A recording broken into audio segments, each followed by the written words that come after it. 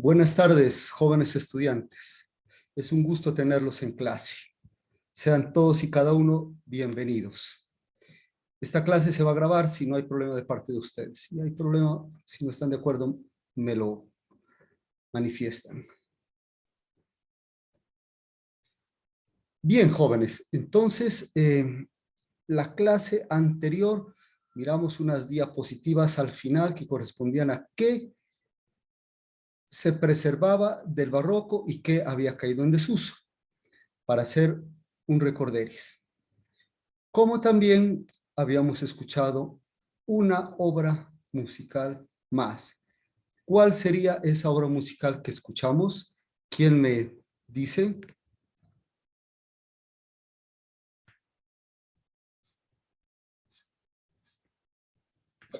El Gardelino. Es el concierto. Profe, fue el concierto para flauta. Concierto para flauta número 3 en re mayor, ¿no? Il Gardelino. Eso, entonces eso amplía nuestro panorama de literatura musical. Conocer música. Muy bien. Eso sería como el resumen. Pero me permito un datico más que se me había pasado en las obras que persisten y las obras que no persisten, y, perdón, en las cosas que persisten y no persisten del barroco. Entonces, aquí estamos compartiendo pantalla y vamos a darle una pequeña pasadita como recordéis, ¿no? Entonces, algunas cosas que se impusieron en el barroco se dan hasta hoy en día en músicas posteriores a barrocas, no para interpretar obras, para reinterpretar, para tocar obras de ese entonces, no, sino en nuevos movimientos, en nuevos estilos se ha preservado, por ejemplo, el interés por los efectos dramáticos. La música sigue teniendo un carácter dramático y mueve el piso todo. Eso junto con la expresividad emocional. Siempre su profesor les vive diciendo y repite, por favor que exprese algo, por favor que no sean solamente pepas, notas musicales. Igualmente la polaridad soprano-bajo. Le dicen de estructuras, por favor, me hace la voz soprano, luego continúa haciendo el bajo y luego me llena las voces intermedias. ¿Sí? Soprano, luego la base, sobre la cual va a descansar todo el edificio musical, y luego las partes intermedias. Bueno, la armonía, los acordes, toda esta cosa se cimentó en el barroco. En el clasicismo tuvo su gran esplendor, porque siempre las cosas se dan en un momento y su esplendor es el siguiente. El piano fue inventado en el siglo XVIII y el siglo del piano fue el siglo XIX. Así son las cosas. La ópera nació a finales del Renacimiento y el barroco fue el periodo donde se proyectó de manera plena. Bueno, entonces la armonía, los acordes son una herencia del barroco, igual el cromatismo. Aquí ahí hacíamos una claridad, decíamos que, miren lo importante, cromatismo no es propio del jazz, no es propio de la música del siglo XX finales o del siglo XXI. Es que la música anterior de siglos atrás, eso no era cromática, era una cosa simplona, no. El barroco tiene una gran escuela de cromatismo, por muchos, por Claudio Monteverdi, y uno de sus máximos exponentes, voy a decir el nombre porque no hemos entrado en el desarrollo de este tema ni de este compositor. Carlo Gesualdo fue un compositor tan apegado al cromatismo que inclusive se dicen que fue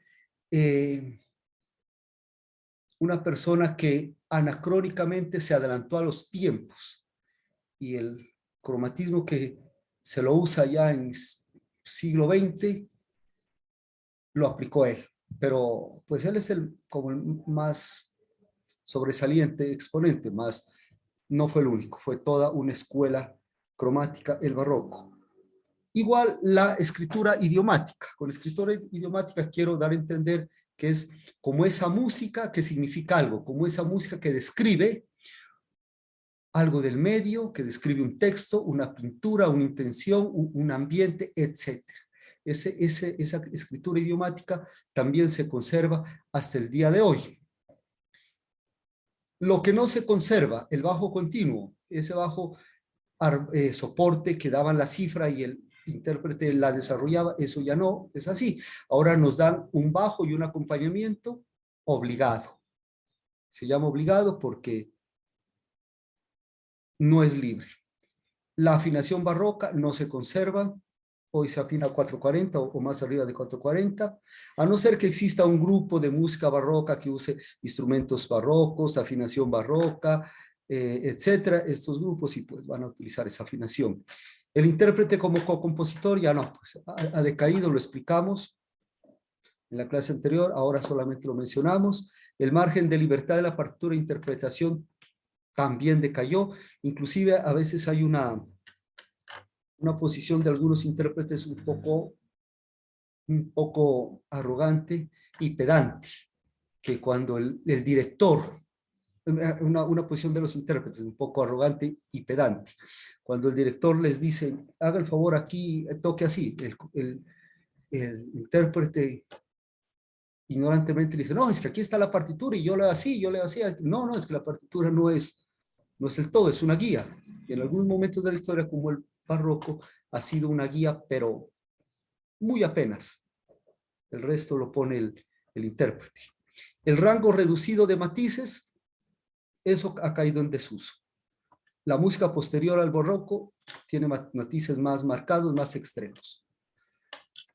Pero repito, si vamos a interpretar música barroca, tenemos que preservar esas cosas.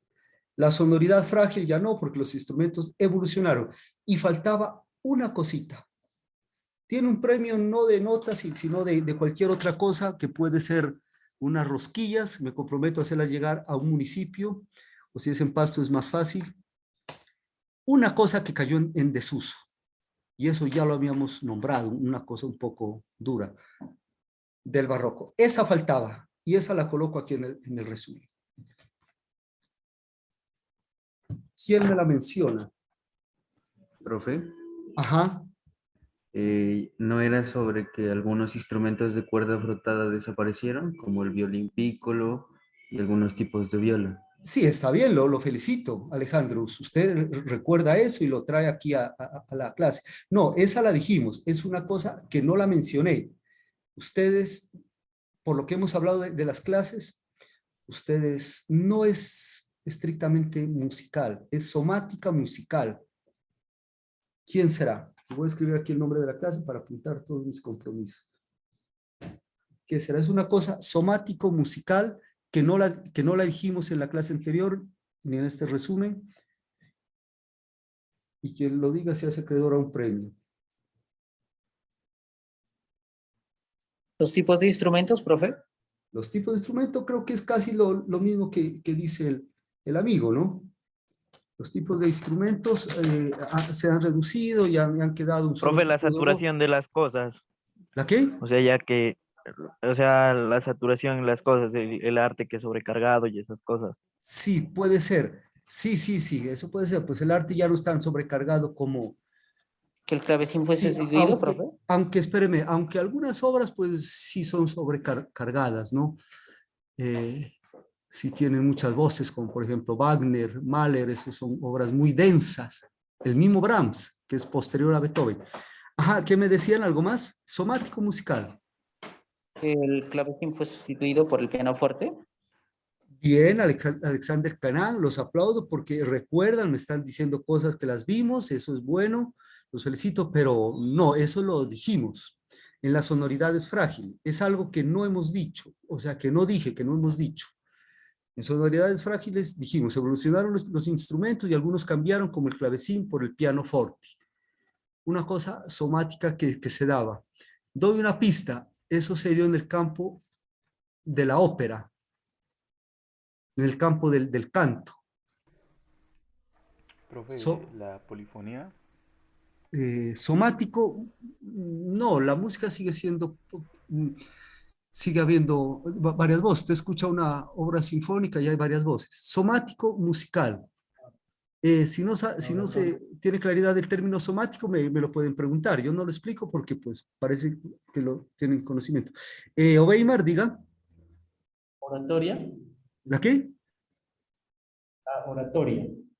La Oratoria. oratoria. Puede ser, en algunos, el romanticismo, la literatura, la oratoria está presente, la ópera ha continuado. Es algo somático musical. ¿Sí comprenden qué es somático? ¿Sí está claro?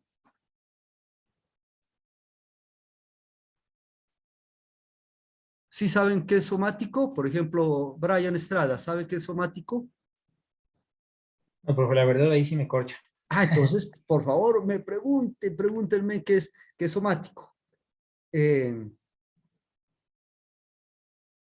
David, sí. Somático es corporal, del cuerpo. Somático y espiritual. Somático del cuerpo, espiritual del alma. Entonces, es algo que tiene que ver con el cuerpo y con la música, que se dio sobre todo en la ópera.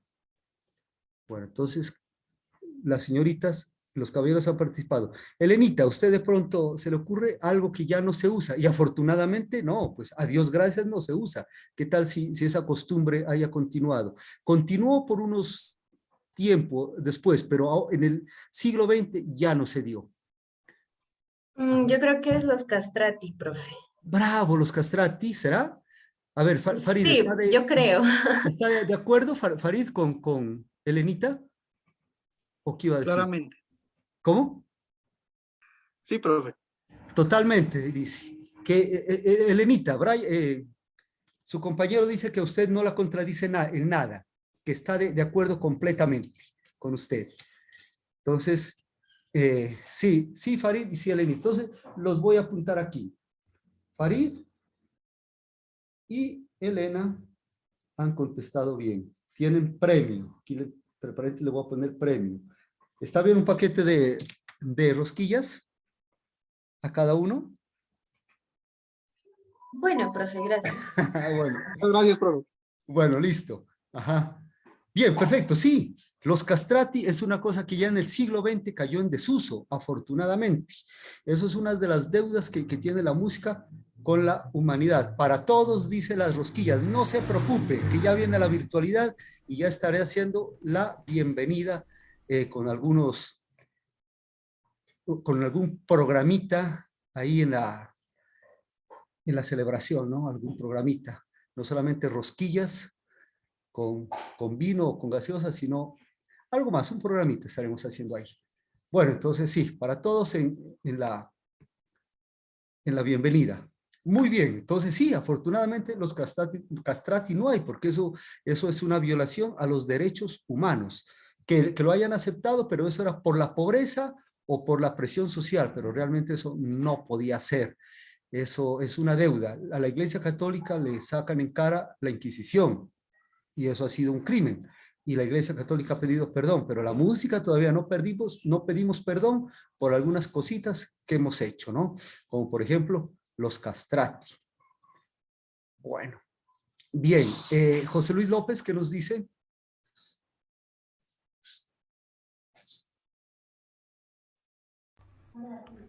Sí, profe, ¿me escucha? Ajá, usted tenía levantada la mano, ¿quiere intervenir? Sí, profe, es que hay una cierta teoría que dice que Michael Jackson era castrati. No sé, profe, si usted ha escuchado algo al respecto. Pues siempre me ha saltado esa duda porque es que este tipo canta porque pues, se sigue escuchando su música. Canta es muy agudo, sobre todo, a ver, hágame acuerdo un tema que cante súper agudo. ¿Será Bad? Earson, profe, la canta bien alta. ¿Sí? Eso sí, oiga. Sí, Entonces, profe. pues, no sé, yo poco conozco de Michael Jackson, pero él tuvo familia. Juan Gabriel tuvo familia ¿qué se llama? Por inseminación artificial, ¿no?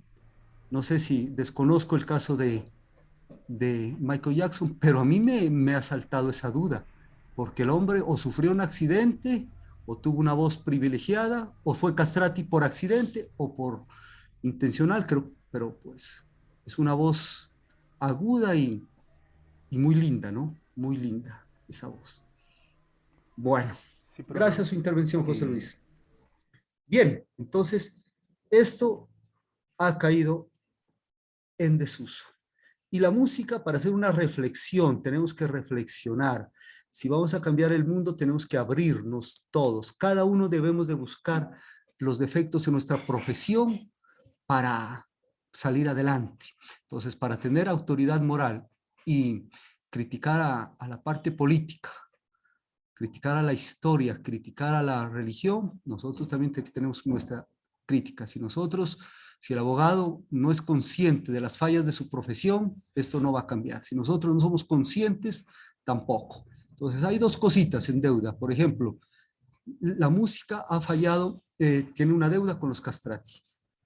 Es cierto que los castrati eran apetecidos por muchas mujeres porque ellas podían ser infieles sin quedar embarazadas, pero sí era un drama bien duro, desde el momento en que sufrían la castración hasta la parte posterior. Bueno, sí, habían aplausos para ellos, pero en el fondo no era correcto. Igual, después hubo ópera sin castrati y muy bien hicieron unas óperas extraordinarias sin necesidad de recurrir a castrati. Bien, otra cosa que la música está en deuda, haciendo un pequeño paréntesis, un análisis, es en no ser inclusivo, en ser excluyente. Entonces siempre la música dice, es que usted sí es para la música, usted no es para la música. Eso no es así. Voy a citar un ejemplo porque tengo el permiso para citarlo. Yo tuve un estudiante de clarinete en mi pueblo. Tenía bastantes fallitas, ¿no? Bastante canas le sacó a mi hermano que es el director, es el director de la banda. Se le tuvo paciencia. Unos pedagogos decían, téngale paciencia, estudiante, téngale. Jairo Cabrera se fue a estudiar a Popayán, en Popayán salió muy bien, es admirado por su staccato, se fue a hacer una maestría a Estados Unidos, en Boston, en clarinete, y ahorita es profesor de la Universidad de Cartagena y de Barranquilla. Entonces, esa cosita que le digan, no, es que usted no es para músico, es que usted no tiene oído, es que eso no es así. Todos, desde que tengamos sentimientos, emotividad, podemos ser músicos. Lo que pasa es que hay ritmos de estudio, y eso me le adelanto a las pedagógicas que ustedes verán con la profesora Lida, Luis Alfonso. Hay algo que se llama los ritmos de estudio. Hay gente que en su inicio es muy lenta para aprender, en la mitad, al final es más rápida. Hay gente que al inicio es muy rápida para aprender y después se ralentiza un poco. Entonces son los ritmos de aprendizaje, momentos que uno aprende rápido, momentos que se vuelve perezosito, pero eso son cosas naturales. Entonces la música tiene esa deuda. Me acuerdo un compañero de la universidad, fue profesor en el Javeriano, y va y me le dice a un estudiante, es que usted no es para la música. Le cancelaron el contrato. Entonces, esa también es un poquito deuda de la música, aunque ahorita las cosas están cambiando. Inclusive en la Universidad de Nariño ha habido personas que han entrado por tutela, ¿no? Porque no pasan el examen, pero porque tienen unas particularidades físicas. Por eso yo les preguntaba en la encuesta, ¿no? Entonces hay unas personas, un estudiante que fue autista, otra persona que tiene una especialidad que él no puede argumentar. Él no puede argumentar, él solo puede las cosas repetitivas. Y él no entraba a música y puso tutela y entró. Y los profesores, si son pilosos, aprovechan el oído absoluto, porque esta persona no puede argumentar, pero sin embargo tiene oído absoluto. Y eso en coro jala bastante. Creo que está por ahí en octavo, noveno semestre. Bueno, entonces eso hablando de los castrati, hemos llegado hasta allá. Bueno, hemos hecho el resumen y vamos a empezar la clase del día de hoy. Si tienen alguna pregunta, lo pueden hacer.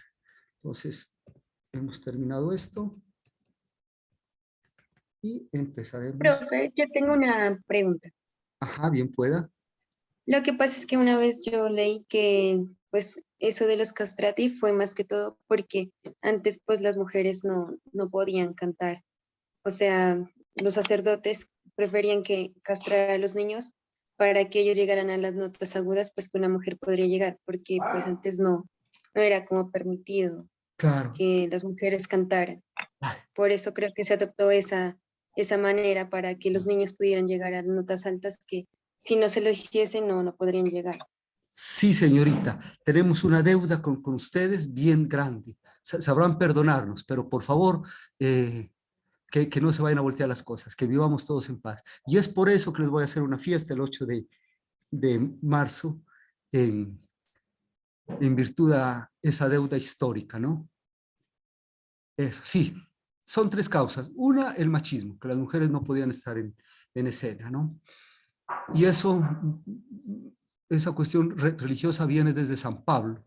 Entonces, San Pablo dijo que las mujeres deberían estar en la casa, que ellas no deberían intervenir en los aspectos deliberativos de la religión, contradiciendo a Cristo, porque Cristo, el cristianismo en su esencia colocó a la Virgen María como una parte importante. Es tanto que Nietzsche dice que el cristianismo se debe, o sea, pues el anticristiano, dice que estamos así, causa el cristianismo, estamos mal, causa el cristianismo, y causa tres personas: Jesucristo, que trajo la doctrina, la Virgen, que dio a luz a Jesucristo, y San Pablo, que la propagó. Pero, pues, respeto sus creencias, ¿no? Quien no lo sea, yo soy católico, pero entre Jesucristo y San Pablo ya hay una diferencia grande. Entre Jesucristo y los apóstoles ya hay diferencia.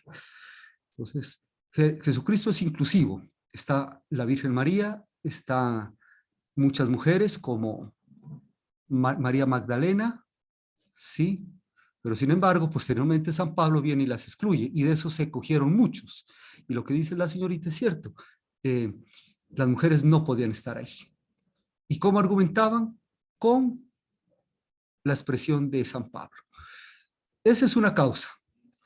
La otra causa para los castrati era la pobreza. Entonces los padres accedían a que castren a su hijo porque iba a ganar buena plata. Y la tercera causa era que la música gustaba tanto, que se recurría a la violación de un derecho humano, a la mutación, con tal de no perder la voz. Y pues yo me acuerdo cuando era niño, el cantante de moda era Pedrito Fernández, el de la mochila azul, el de Canela y Corriente, un tema a un perrito. Los estudiantes que les gusten las mascotas pueden escuchar ese tema en YouTube. Corriente y Canela, un perrito.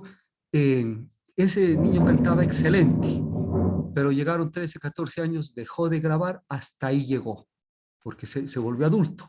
En los tiempos de antes no. Entonces, uy, esa voz es hermosa, a la comunidad le gusta mucho la música, en verdad. Entonces, castrémoslo. Entonces, había una extirpación de los testículos y la otra era que los testículos se vayan secando. Eran dos formas. Bueno, entonces sí, esas eran las tres cosas para la cuestión de los castrati. Hemos ampliado esto, ¿no? Muy bien, ¿algo más? Bueno, entonces proseguimos entonces con la clase del día de hoy. Corresponde a lo siguiente.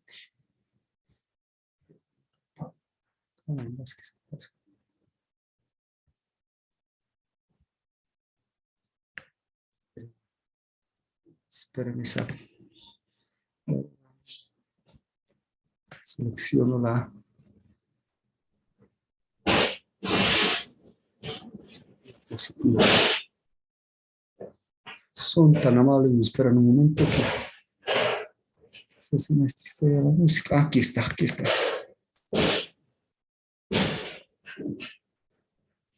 Ya comparto pantalla.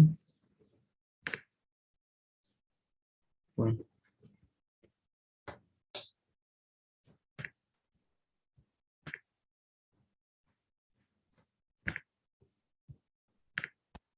Ujú. Ahí está. ¿Sí se está compartiendo? Sí, profe. Bueno, perfecto. Entonces, bien. La historia en algunas universidades se llama historia comparada, historia analítica. Entonces, las cosas hay que analizarlas. Entonces, el barroco fue dramático, teatral y monumental. Hay eventos insignificantes, pero que marcan la historia. Una de esas cosas que marcó la historia fue que antes del barroco, en el Renacimiento, se dio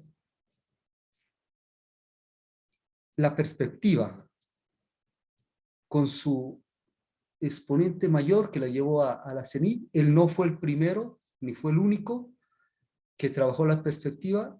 Me refiero a Leonardo da Vinci con La Última Cena.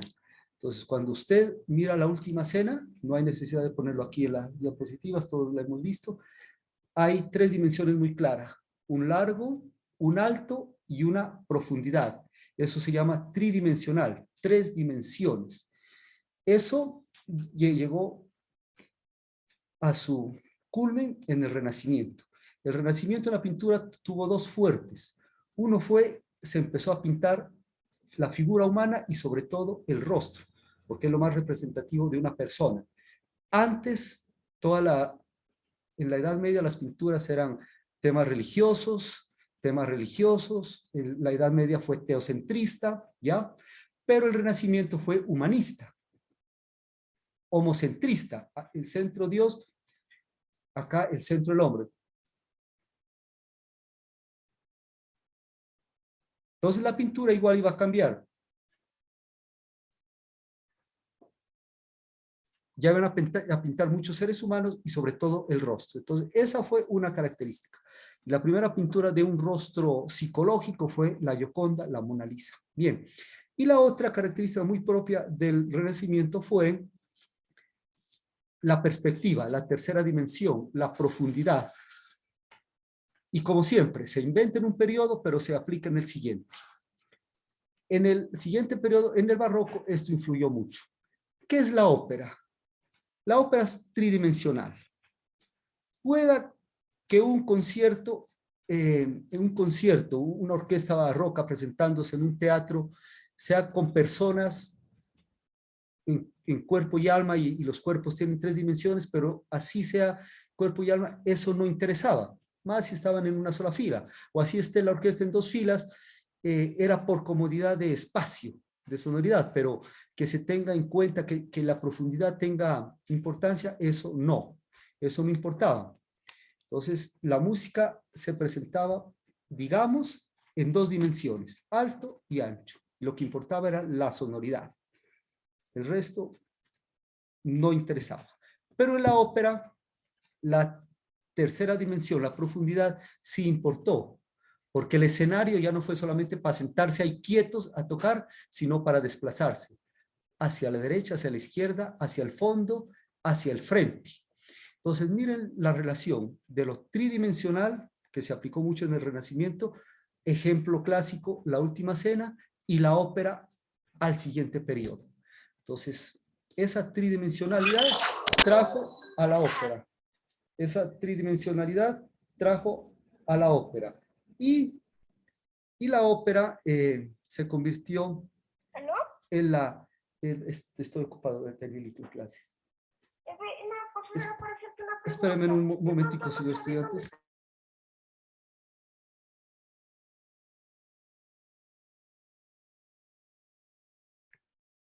Disculpen. Ajá. Entonces, esa tridimensionalidad le dio auge a la ópera. De pronto, si la sociedad no hubiera tenido metido en la mente esa nueva concepción del espacio, del arte, la ópera no hubiera tenido tanta aceptación. Entonces, es una relación. Bueno, listo. El barroco, dramático, teatral y monumental. Muy bien, ese es el título.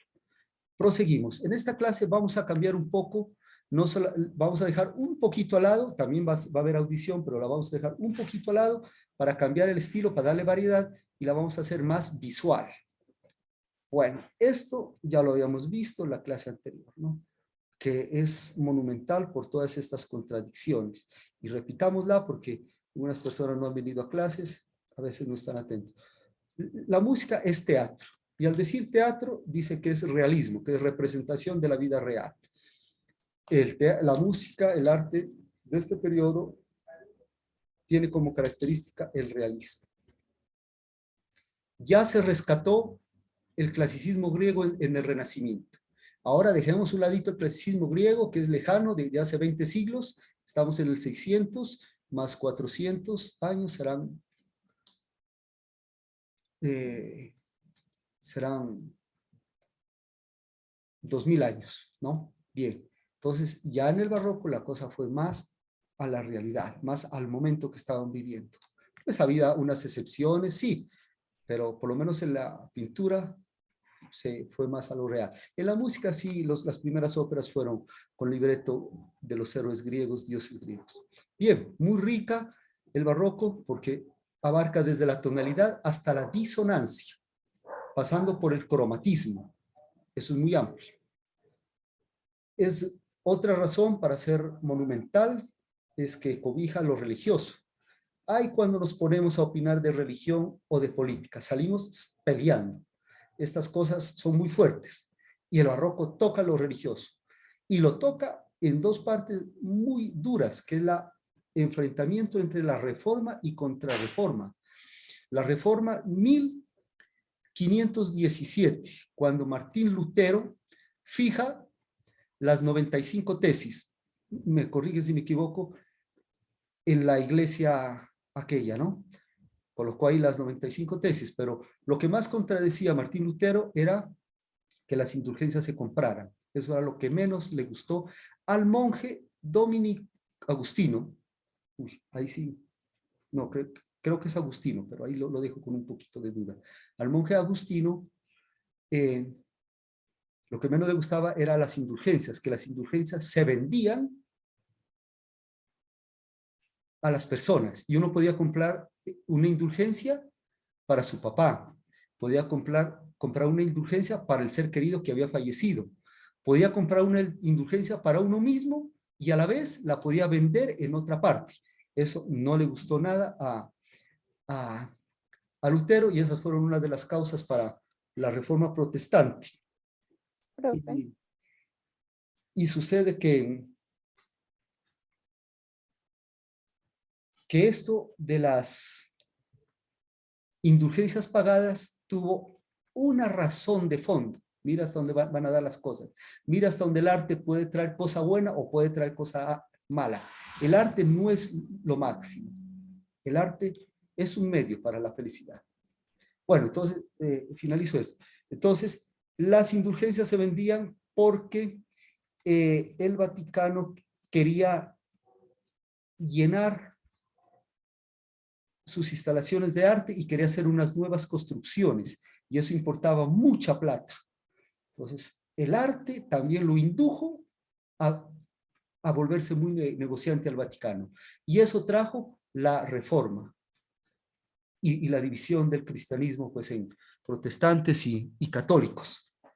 Eso es. Entonces, culpable también el exceso y la ambición de querer mostrar mucho arte en unas reconstrucciones de unos edificios que se estaban haciendo en el Vaticano y en arte. Bueno, esas dos cosas estuvieron presentes. Händel fue católico, Bach fue protestante. Bien, es libertad y es matemática. Ya sabemos que la partitura es libre, muy libre, no totalmente libre, pero sí muy libre. Y también el contrapunto, el arte de la fuga es matemático, es pasional, cerebral, es música reservada, o sea, música que ha hecho una traducción desde el texto. Figuralismo, música que ha hecho una traducción desde la pintura hacia la música. Hay una expresión vocal instrumental a igual porcentaje, lo que en la Edad Media era principalmente vocal y principalmente religioso. Acá hay música religiosa y profana, casi, sí, al igual. El claroscuro, muy característico, ahora miraremos un cuadro. Lo sacro y profano, esto en la Edad Media había profano, pero más era sacro. Aquí ya está en igual de condiciones. Y va desde el detalle, piezas sencillas, hasta las grandes misas, las grandes pasiones, las grandes óperas. Bueno, aquí tenemos unas formas dramáticas, vocales. Ópera es dramática, con actuación. Oratorio es dramático, pero sin actuación. Tiene texto, tiene libreto, pero sin actuación. La cantata no puede tener un texto secuencial, pero pues tiene texto, igual que el madrigal. Bien, formas instrumentales, suite, sonata, concierto grosso, fuga, eso lo veremos en su momento. Y vamos a la parte visual.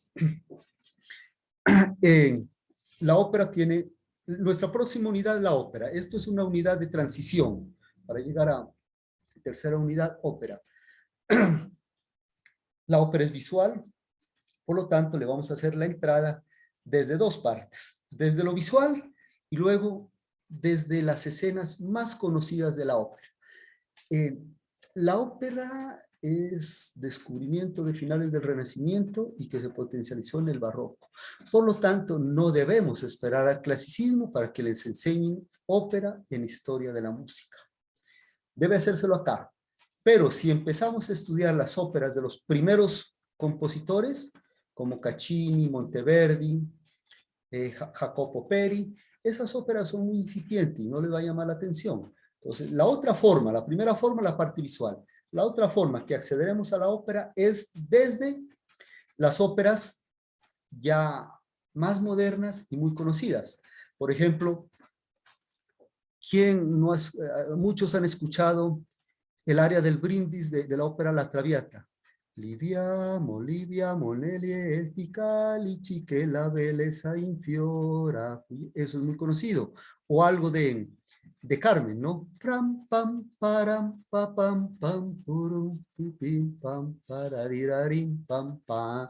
Entonces, desde esas cositas amenas, entraremos también a la ópera. Pero ahora lo hacemos de la parte visual. Empezamos con la escultura. Ópera es tridimensional, ya hablamos de la relación que tiene con la Última Cena, con esa tendencia del arte, esa nueva visión del arte. Entonces vamos a hacerlo desde la escultura, que es tridimensional. Y vamos a hablar de un gran escultor llamado Gian Lorenzo Bernini. Recordemos que la G con la I suena allí en italiano. Gian Lorenzo Bernini. El Bernini nació en Nápoles, Italia, 1598. Y murió en Roma en 1680. Tuvo una vida muy extensa, prácticamente 82 años. Lo que no era tan común en la época. Fue escultor, arquitecto y pintor italiano. Su trabajo principal estuvo en Roma. Y el trabajo más importante es la plaza de San Pedro, en el Vaticano. El más destacado escultor de su generación y creador de un estilo escultórico barroco. Casi él fue el magno, el resto pues un poco más abajo. Y aquí algo que ya hemos visto, Santa Teresa de Ávila, la santa española. Aquí en Santa Teresa de Ávila, que es una escultura barroca, se integran el dolor con el amor.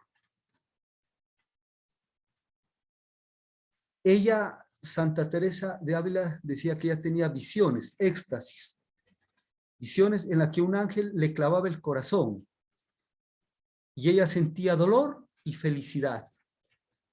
Ahí están, eso es el barroco, esas contradicciones. Entonces, una interpretación de una obra barroca tiene que ir bien analizada.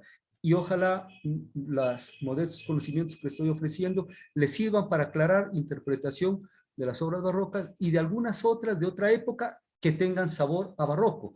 Por ejemplo, en el siglo XIX hubo un compositor, Max Reger, romántico, pero que componía mucho en barroco, ¿sí?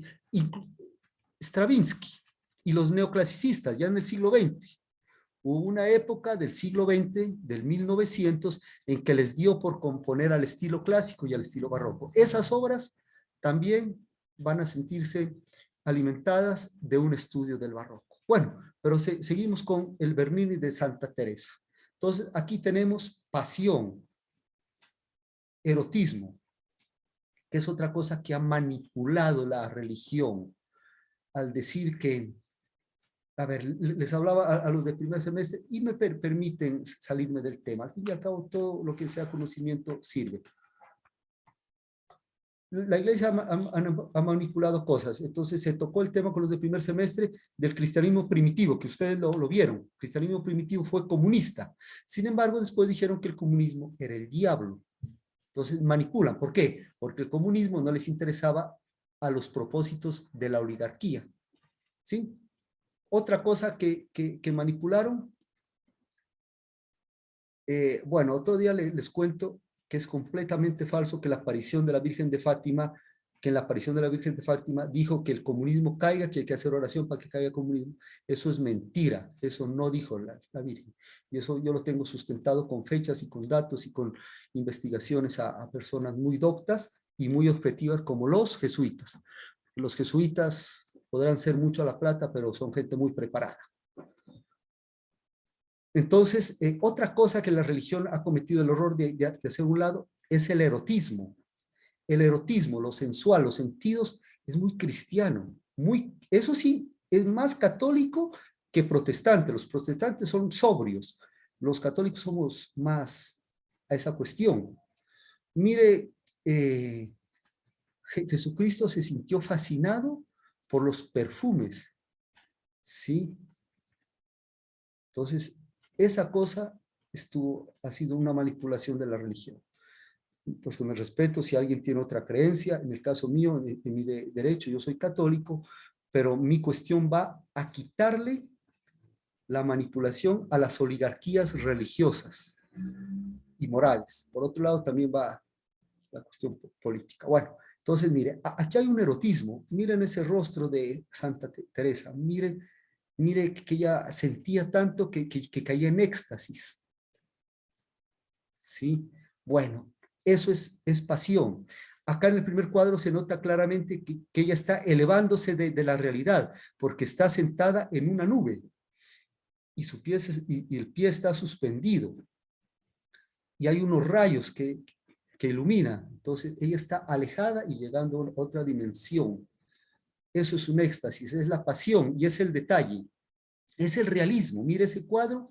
Es que así es cuando se está en una posición no equilibrada, un manto puede caer en muchas irregularidades, en muchas arrugas. Ahí está, tanto el manto de Santa Teresa como del ángel lo describen.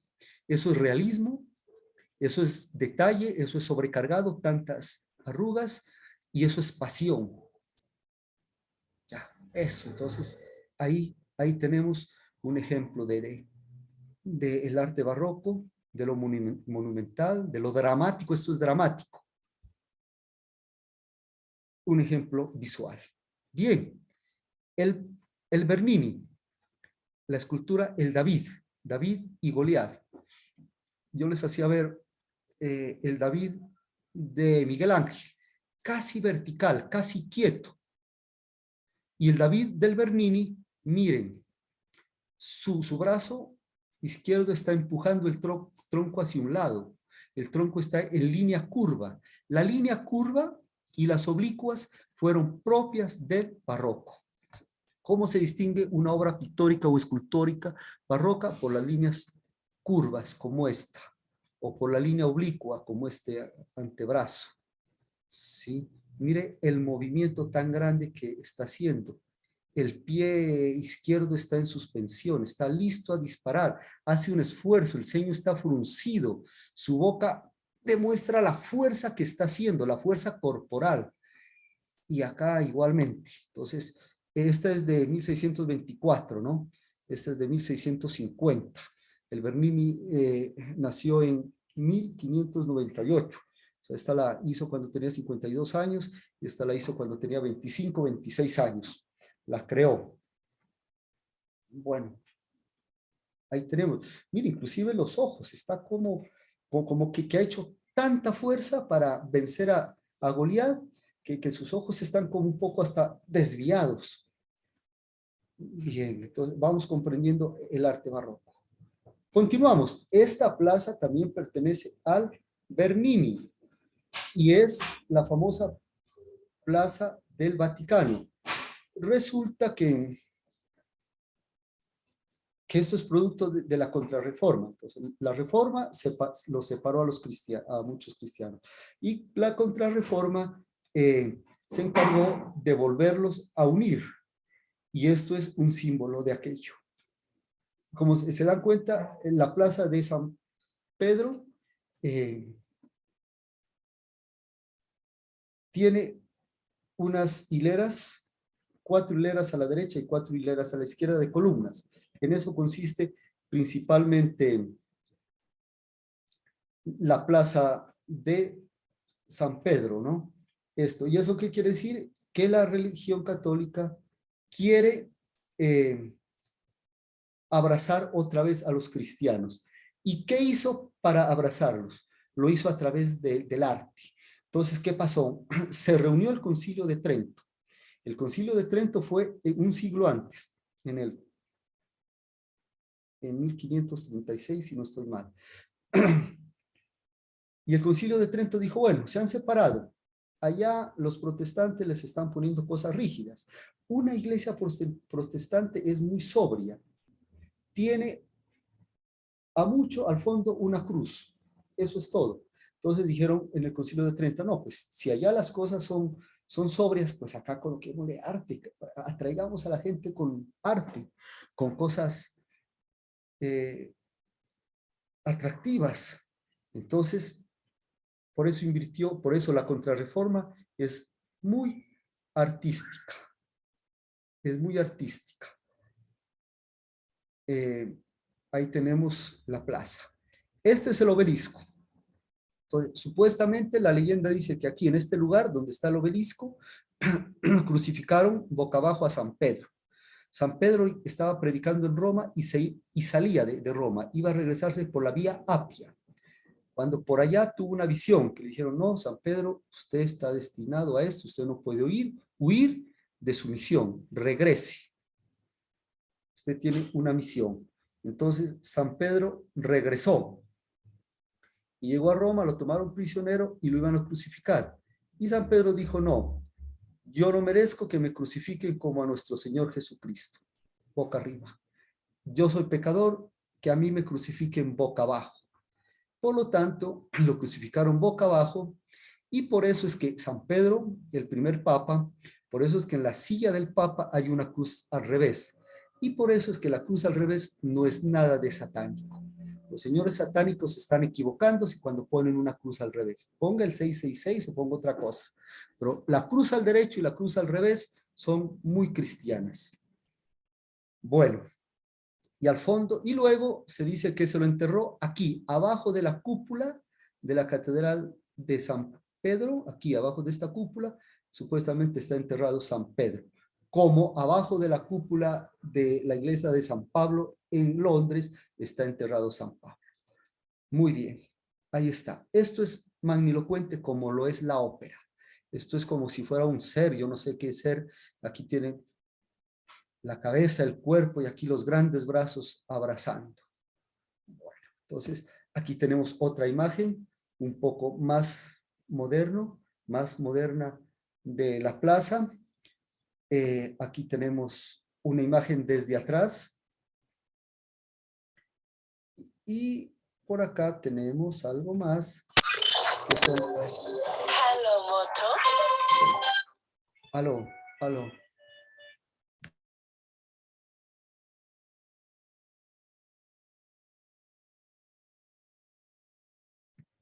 Listo, entonces aquí tenemos las 4 filas de columnas de un lado, arriba un poco de salticos. Eso quiere decir todo un escenario, todo un teatro. La plaza es todo un teatro. En eso se relaciona con ¿qué es? con la ópera, porque la ópera es todo un escenario. Es que acá no fue suficiente la Catedral de San Pedro, una plaza más. Eso, entonces ahí está la espacialidad del arte. Son en total 284 columnas que tiene esta plaza. 284.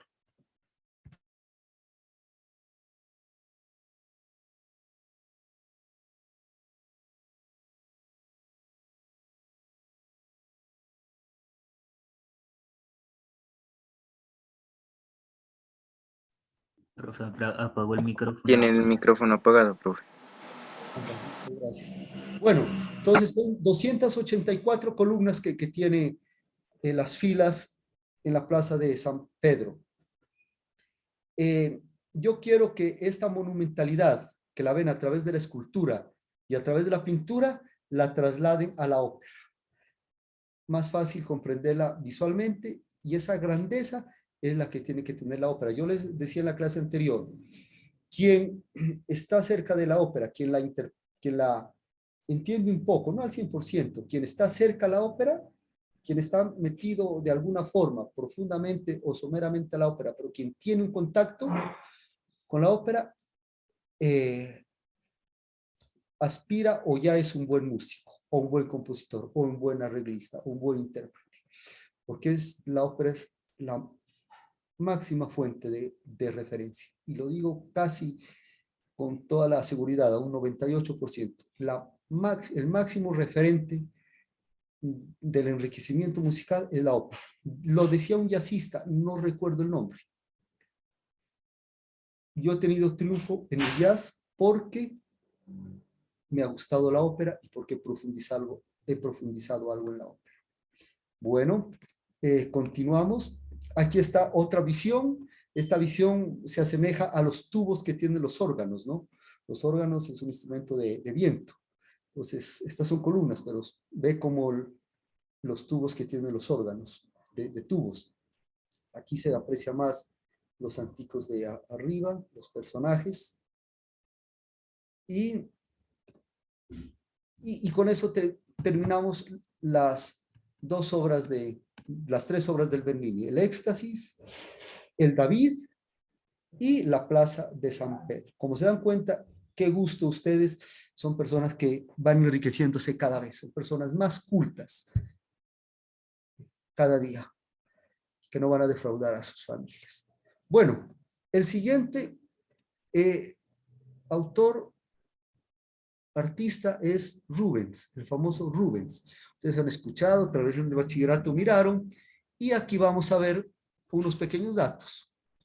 Fue conocido también como Peter Paul Rubens, bueno, varios nombres que tuvo él, pero fue un pintor barroco de la escuela flamenca, o sea, de Holanda. Él fue holandés. Holanda fue potencia a finales de la Edad Media, en el Renacimiento. De Holanda vino la música de todo esto que es Holanda-Bélgica, o sea, los Países Bajos. Eso antes se llamaba Flandes. De allá vino la música a Italia, y después de Italia a toda Europa y a todo el mundo. Flandes, inclusive se dice que Beethoven, su ascendencia fue flamenca. Los abuelos de Beethoven fueron de Flandes, flamencos. Bueno, su estilo exuberante, como caracteriza este periodo, el dinamismo, el color y la sensualidad. Y tenemos aquí una obra.